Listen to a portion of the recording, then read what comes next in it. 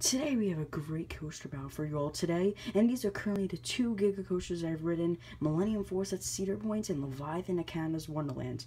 Currently this year I'll be riding two more Giga coasters, Intimidator 305 at King's Dominion and Fury 325 at Carowinds. However, these are the two at the moment that I've ridden. These are two fantastic, phenomenal, amazing roller coasters, so we are going to see who is better, however, and we are going to battle them out and see who just takes the golden crown for who's the better Giga coaster, in my personal opinion. Everyone's going to have a different opinion over this. They're going to disagree with some things, they're going to agree with some things, but whatever you want to say, post it down in the comments. So without further ado, let's begin. First up is the height, and naturally Millennium Force is going to be gaining this point because if you know, Leviathan is 306 feet tall and Millennium Force is 310 feet tall. Now this isn't a big difference at all, just a tad bigger Millennium Force. However, though, Millennium Force is still bigger, so it has to naturally gain the point. So now Millennium Force is starting off with the point. Next up is speed, and Millennium Force also naturally gains this point because Millennium Force is 93 miles per hour, and Leviathan, ironically, is only 1 mile per hour less at 92 miles per hour. However, it is still faster, so Millennium Force has to gain the point because it's still faster, you know the deal.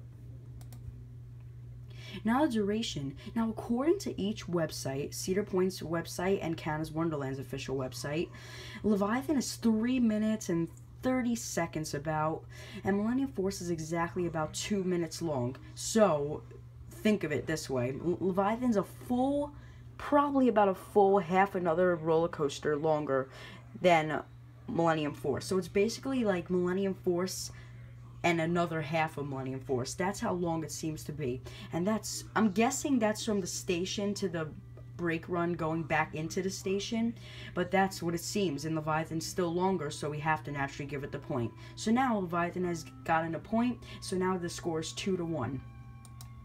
And now Leviathan is going to be getting yet another point with intensity. Now here's the thing: Millennium Force is intense around up to the second overbank.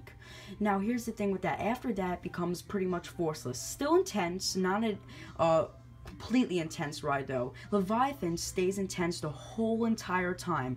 It's an insane roller coaster. You'll love it. And B&Ms aren't known for being all that intense, but Leviathan is no exception. It's perfect. It's like the intensity is amazing on this roller coaster. Millennium Force has great intensity too, but not after the second half. So Leviathan will be gaining the point. Now the drop. Now this goes for how good the drop is, not how big the drop is. Because here's the thing: Millennium Force and Leviathan's drops are about the same height, about 300 feet per drop. However, Leviathan's drop feels like you're falling forever. It feels like you're never going to stop. It's kind of like a drop tower in roller coaster form with that drop. Millennium Force's drop is over a little bit more quicker.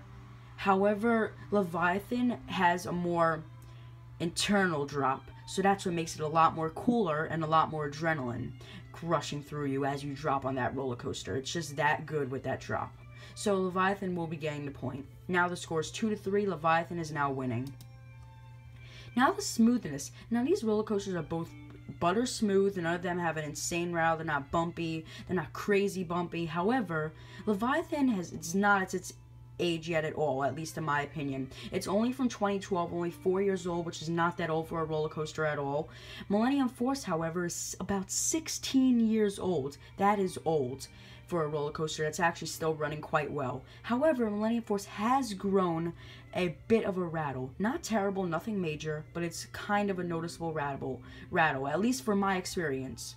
Leviathan, on the other hand, was butter smooth. No complaints about the rattling or anything. It wasn't even a rattle. It was butter smooth. Perfect smooth for this roller coaster. Leviathan will be gaining another point.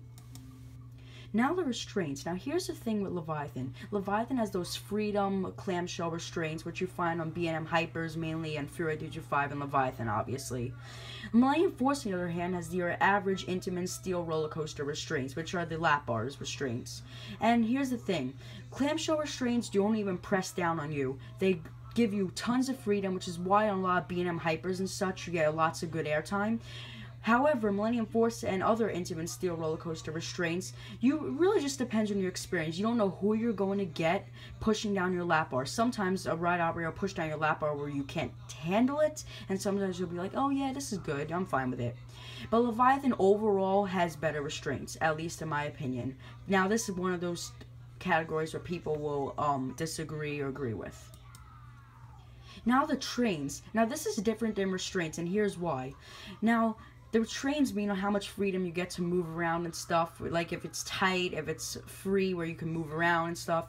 But that's the thing with this category. And Leviathan's better. Pretty much every B&M roller coaster has a better train than Intamin roller coasters because it gives you a lot more freedom on the trains, so Leviathan will be gaining the points.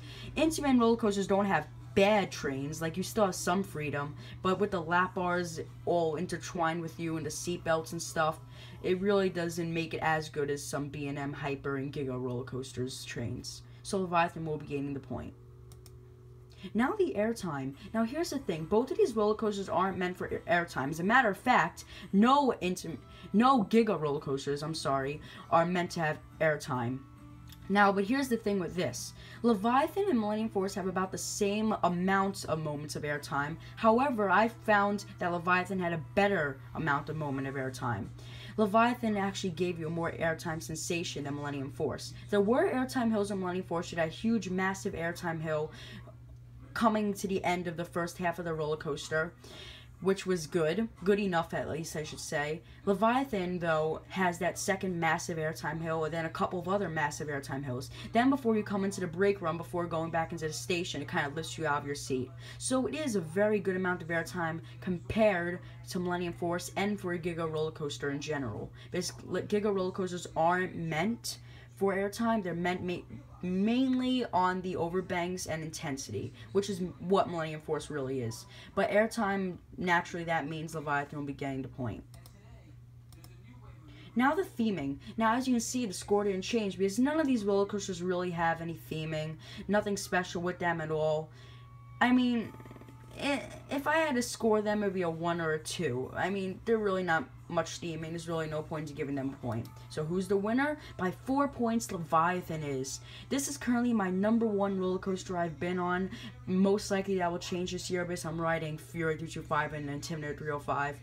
However, this roller coaster is fantastic. Millennium Force is my #5 roller coaster I've been on. However, you can't go wrong with either of these coasters, but Leviathan, in my opinion, is the winner.